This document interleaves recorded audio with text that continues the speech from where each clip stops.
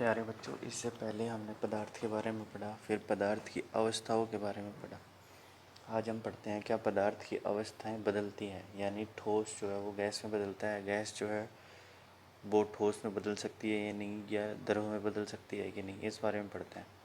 तो हमने पढ़ा था कि पदार्थ की जो अवस्थाएँ होती है वो किस पे निर्भर करती हैं। पदार्थ की जो अवस्थाएँ होती है वो उसके कणों पे निर्भर करती हैं कि कणों पे क्या प्रभाव पड़ता है, कण कितने छोटे हैं, किस तरह से अरेंज्ड हैं, यानी उनमें आकर्षण बल कितना है। ये इन सब चीज़ों पे पदार्थ की अवस्थाएं जो है वो निर्भर करती हैं।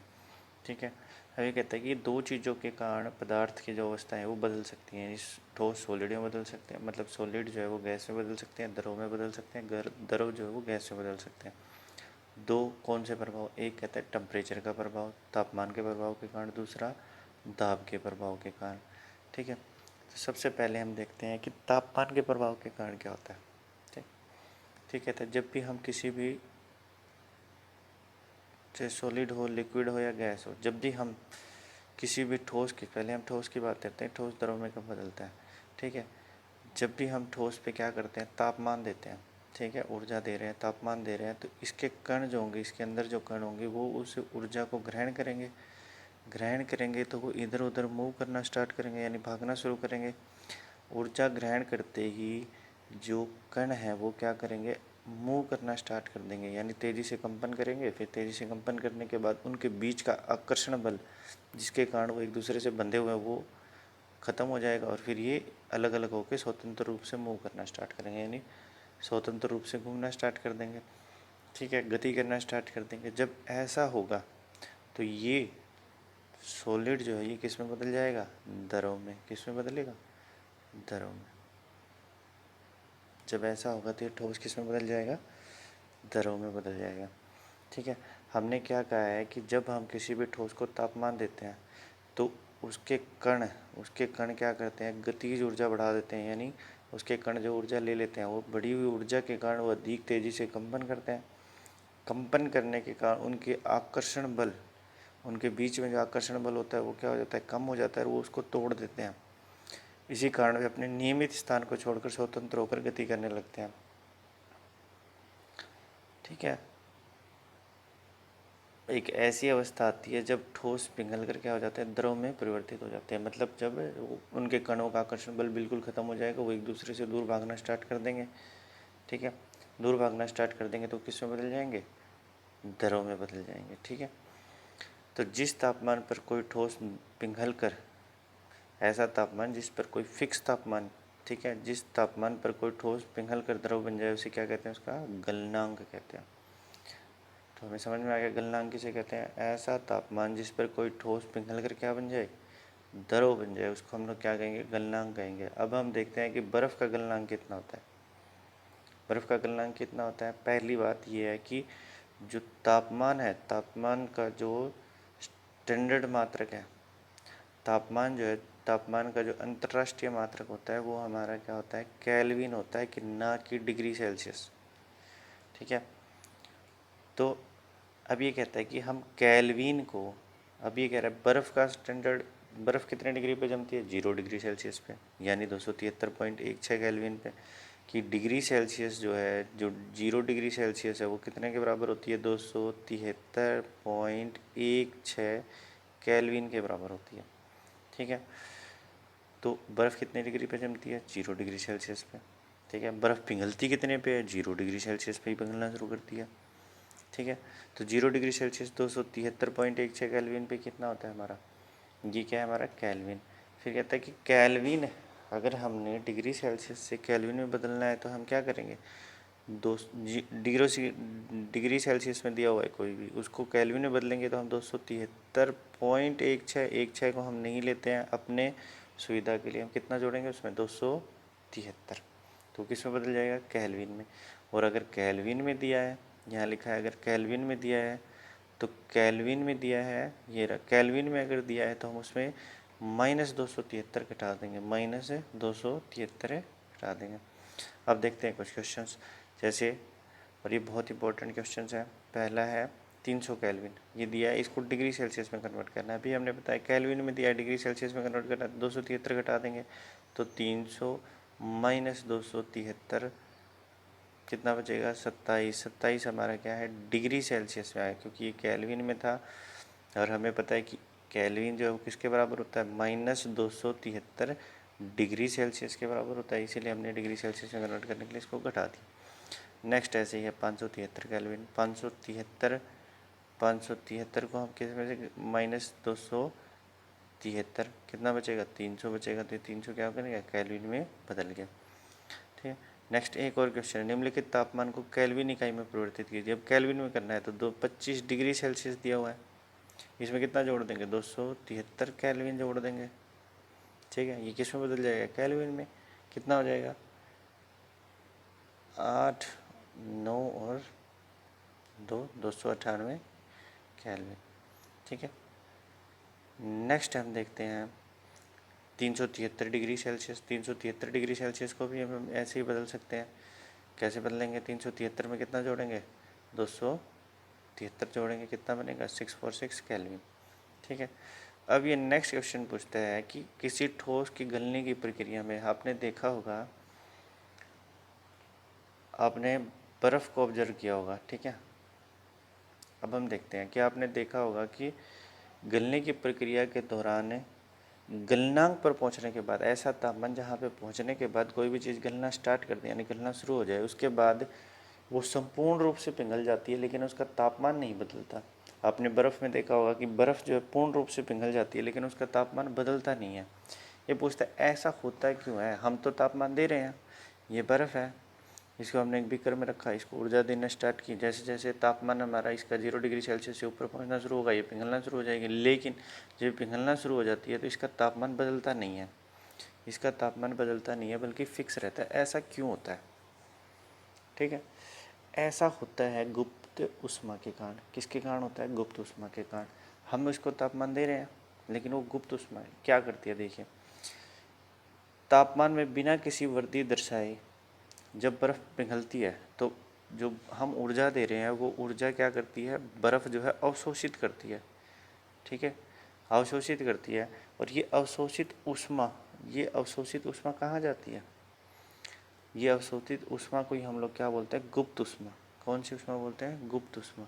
तो आपसे अगर ये क्वेश्चन पूछा जाए कि कभी भी कोई भी ठोस जो है जब हम उसको पिघलना शुरू करते हैं यानी गलना शुरू करता है, गलनांक पर पहुंच जाता है, तो उसकी ऊर्जा जो है वो नहीं बदलती, कहाँ जाती है? तो वो ऊर्जा जो होती है वो कौन सी होती है? गुप्त ऊष्मा। गुप्त ऊष्मा कौन सी होती है? उसके अंदर छुपी ऊर्जा, यानी उसके कणों को ओवरकम करने के लिए, उसके कणों के बीच में जो आकर्षण बल है उसको कम करने के लिए हम जो ऊर्जा दे रहे हैं वो यूज होती चली जाती, इसीलिए उसका टेम्परेचर जो है वो, तापमान जो है वो नहीं बदलता। ठीक है। आगे हम कहते हैं कि गुप्त ऊष्मा या प्रस्तुत ऊष्मा कहते किसको हैं? ठीक है। तो वायुमंडलीय दाब पर 1 kg ठोस को उसके गलनांक दर में बदलने के लिए जितनी जितनी ऊर्जा दी जाती है उसे संलग्न की प्रस्तुत ऊष्मा कहते हैं। प्रस्तुत ऊष्मा कहते हैं, अर्थात 0 डिग्री। अब ये कहता है इसका मतलब क्या हो गया कि 1 kg ठोस है उसके गलनांक पर दरों में उबलने के लिए जितनी ऊर्जा दी जाएगी उसको हम लोग क्या कहेंगे? प्रस्तुत ऊष्मा। अब ये कहता है इसका मतलब हो गया कि 0 डिग्री सेल्सियस पर जल की ऊर्जा उसी तापमान पर बर्फ़ के कणों की ऊर्जा से अधिक होती है, क्योंकि वो एनर्जी गेन कर रही होती है और उसके अंदर गुप्त ऊष्मा होती है। इसीलिए 0 डिग्री सेल्सियस पे अगर आपसे पूछा जाए कि किसके कणों की ऊर्जा अधिक होगी, जल के कणों की ऊर्जा अधिक होगी या बर्फ़ के कणों की, तो किसकी ऊर्जा अधिक होगी? जल के कणों की ऊर्जा अधिक होगी। क्यों होगी? क्योंकि वो तापमान ले रहा है, तापमान लेगा तो उसके अंदर कण जो है वो ऊर्जा को ग्रहण करेंगे और उस ऊर्जा को अपने बीच में जो आकर्षण बल है उसको कम करने के लिए यूज करेंगे, इसीलिए उसका तापमान जो है वो ज़्यादा होता है। ठीक है। अब ये कहता है कि क्वथनांक क्या होता है? क्वथनांक वायुमंडलीय दाब पर वह तापमान जिसमें द्रव जो उबलने लगता है। अब द्रव हम अब ये हमने क्या किया, बर्फ़ थी इसको हमने टेम्परेचर दिया, ये किस में बदल गई? लिक्विड में। ठीक है, ये पानी है हमारा, पानी में बदल गई। अब इसको हम फिर ऊष्मा दे रहे हैं तो ऊष्मा देंगे तो ये क्या करेगा? उबलने लगेगा। तो कहता है कि वायुमंडलीय दाब पर वह तापमान जिसमें कोई भी द्रव उबलने लगता है वो उसका क्या कहलाता है? क्वथनांक कहलाता है। ठीक है। द्रव में द्रव में सभी जो कण होते हैं, ये क्या है, एक समष्टि गुण है, यानी समान रूप से लगता है। सभी जो कण होते हैं वो वाष्प में जो है वो बदलने लग जाते हैं। कैसी ऊर्जा, जिसमें सभी कण जो है वाष्प में बदलने लग जाते हैं। ठीक है, अब आपसे एक क्वेश्चन पूछा जाएगा,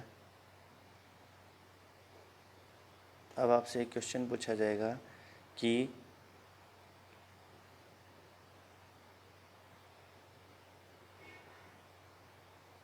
आपसे एक क्वेश्चन पूछा जाता है कि तापमान पर भाप के कणों में, कि हम कहते हैं कि 100 डिग्री सेल्सियस पर तापमान यानी पानी जो है वो उबलने लगता है। ठीक है, तापमान पर भाप के कणों में उसी तापमान पर पानी के कणों की अपेक्षा अधिक ऊर्जा होती है, ऐसा क्यों होता है?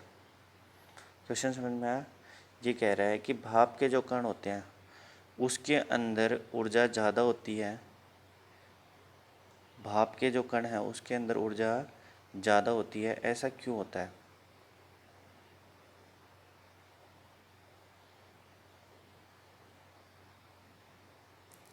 ये कहता है कि 100 डिग्री सेल्सियस पर तापमान पर भाप या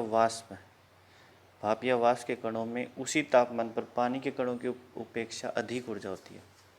ठीक है, क्या कह रहा है कि 100 डिग्री सेल्सियस पे 100 डिग्री सेल्सियस पे 100 डिग्री सेल्सियस यानी 373 केल्विन पे 373 केल्विन या 100 डिग्री सेल्सियस पे आपके पास पानी भी है और उसी पे वो उबलेगा यानी वाष्प भी बनेगा। वाष्प बनेगा तो ऊर्जा किसकी अधिक होगी, पानी की अधिक होगी या वाष्प की? वाष्प की। तो ये क्वेश्चन है वाष्प की होगी। इसका रीजन क्या है कि हम हमेशा कहते हैं कि वाष्प की होगी। वाष्प की क्यों होगी? गुप्त ऊष्मा के कारण। किसके कारण होगी वाष्प की? गुप्त ऊष्मा, छुपी हुई जो उसके अंदर ऊष्मा है उसके कारण। ठीक है, अगर आपसे ये क्वेश्चन पूछता है तो इसका आंसर आप पे लिखेंगे किसके कारण होगी? वाष्प की। वाष्प की यानी भाप की किसके कारण होगी? और उसका आंसर गुप्त ऊष्मा के कारण। ठीक है, अब हमने पढ़ा कि द्रव अवस्था को हम ठोस में कैसे बदलते हैं। द्रव को हम ठोस में बदलते हैं ऊष्मा देके।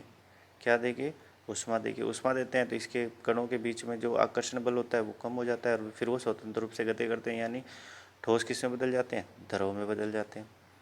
ठीक है, जब हम ठोस को द्रव में बदलना है तो क्या करेंगे? ऊष्मा देंगे। लेकिन जब द्रव को ठोस में बदलना है तो हमें पता है हम रेफ्रिजरेटर में रख देते हैं, बर्फ़ पिघल मतलब जम जाती है, द्रव जो है वो ठोस में बदल जाते हैं, यानी उसको क्या देंगे? शीतलता। ठीक है, ऐसे ही द्रव को अगर गैसीय में बदलना है, अभी हमने पढ़ा कि वाष्प में कैसे बदलते हैं। ऐसा तापमान होता है जिस तापमान पे कोई भी द्रव जो उबलने लगता है उसको क्वथनांक कहते हैं, और एक ऐसा ही तापमान जब वो वाष्प में बदल जाती है तो उसको हम लोग क्या कहते हैं? गैसीय अवस्था। ठीक है, उसके बाद एक वर्ड आता है उदरोपातन। उदरोपातन क्या होता है? उदरोपातन एक ऐसी स्टेज है जिसमें ठोस जो है वो सीधा गैस में बदलता है, यानी बीच में जो द्रव है उसमें नहीं बदलता, या गैस जो है वो सीधा ठोस में बदलता है बिना द्रव में बदले। ठीक है, तो उदरोपातन क्या होता है? उदरोपातन पदार्थ की वह अवस्था है जिसमें वह ठोस से सीधा गैस में बदले या गैस से सीधा ठोस में बदले बिना द्रव में बदले। इसका एग्जाम्पल क्या है? आपने घरों में कपूर देखा होगा। कपूर की गोलियां हम रखते हैं ताकि कपड़े खराब ना हो। वो कपूर की गोलियां धीरे धीरे धीरे धीरे धीरे धीरे धीरे धीरे अपने आप क्या हो जाती हैं? ख़त्म हो जाती हैं, ना उसमें लिक्विड बचता ना कुछ और। इसका मतलब क्या है? वो गैस में बदल गई। अब वो गैस से दोबारा अगर हमें लाना हो तो हम क्या करते हैं? उसको ओपन इन्वायरमेंट में रखते हैं, कपड़ों में इधर उधर रखते हैं, तो वो क्या करती है? गैस के रूप में निकल जाती है। ठीक है, अगर हमें दोबारा लाना हो तो क्लोज्ड बीकर में रखेंगे या फिर किसी और चीज़ में रखेंगे, तो ये दोबारा से हम इसको रीजनरेट भी कर सकते हैं, यानी गैस से दोबारा किस में ला सकते हैं? ठोस में ला सकते हैं।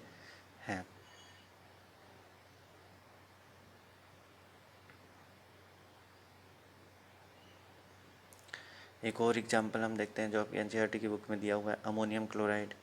बहुत ही अच्छा एग्जाम्पल बना के समझाया गया है कि अमोनियम क्लोराइड जो है, अमोनियम क्लोराइड इसको हमने क्या लिया? एक चाइना डिश में या लेके चाइना डिश में इसके ऊपर इसको हमने क्या दिया? ऊर्जा दी, और इसके ऊपर एक बिग कॉनिकल फ्लास्क यानी आप ये कह लो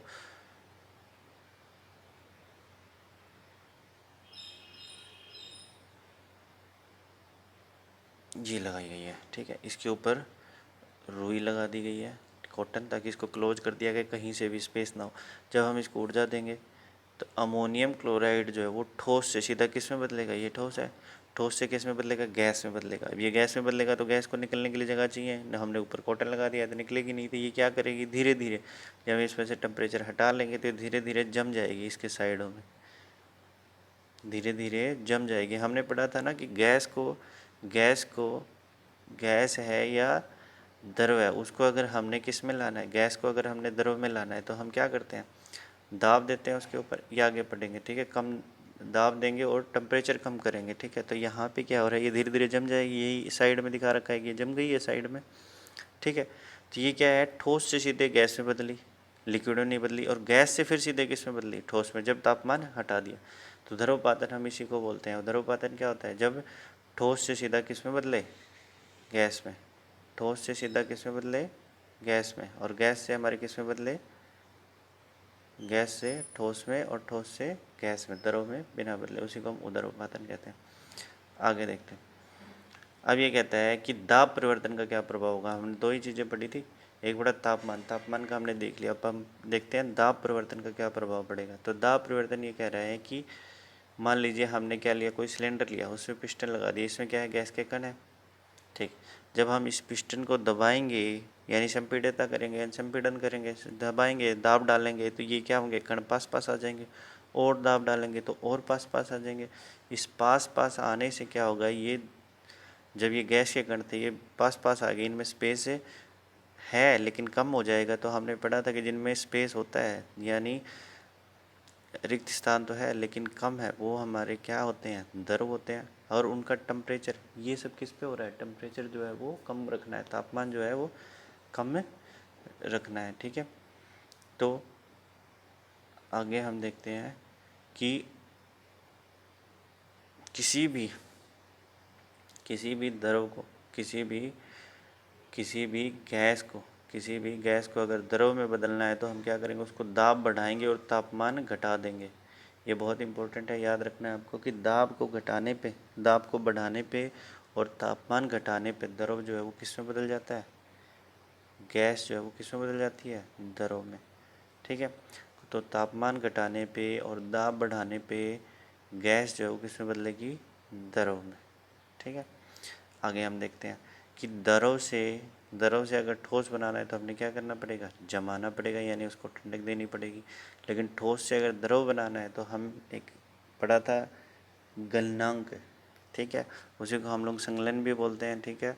तो संगलन यानी वो तापमान देना पड़ेगा जिस तापमान पे जो कण है वो स्वतंत्र रूप से घूमने लग जाए, उसको हम लोग गलनांक बोलते हैं। तो ठोस से द्रव में हम बदल सकते हैं, ठीक है।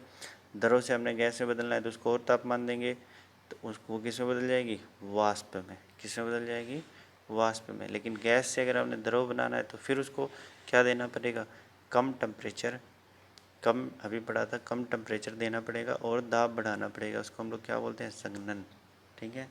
और सीधा ठोस से गैस बनानी है तो ऊर्ध्वपातन, और गैस से भी सीधा ठोस बनाना है तो ऊर्ध्वपातन, ठीक है। अब हम नेक्स्ट देखते हैं कि ठोस कार्बन डाइऑक्साइड को शुष्क बर्फ क्यों कहते हैं, ठीक है।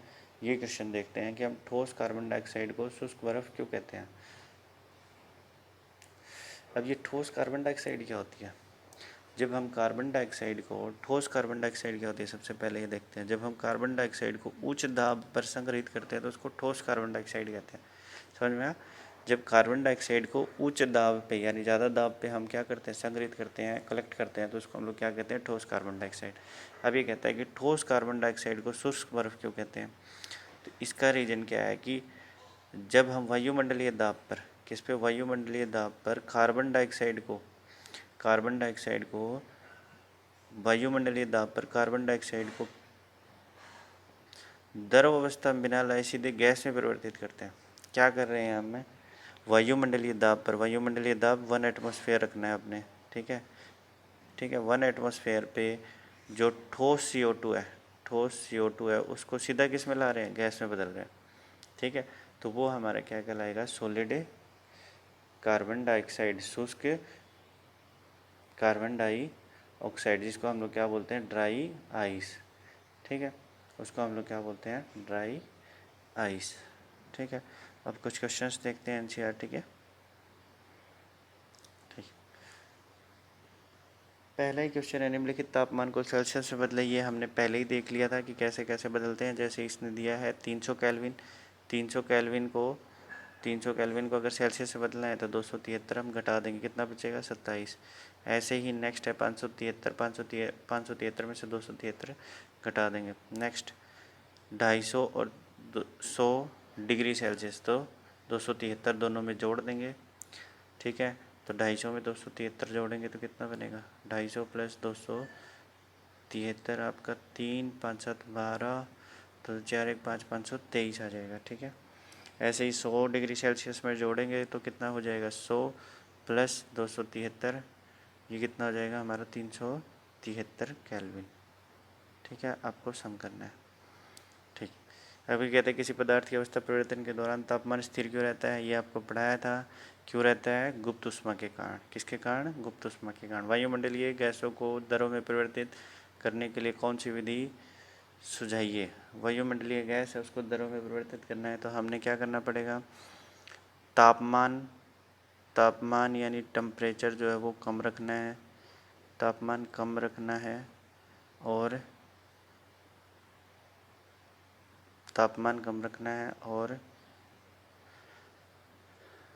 दाब बढ़ानी है। ठीक है, ताप ज़्यादा रखनी है। तो इस विधि के द्वारा हमने पढ़ा भी था, इसको हम लोग क्या बोलते हैं, संघनन। ठीक है, इस विधि के द्वारा हम गैस को किसमें बदल सकते हैं, दरों में बदल सकते हैं। ठीक है, आज के लिए इतना ही, धन्यवाद।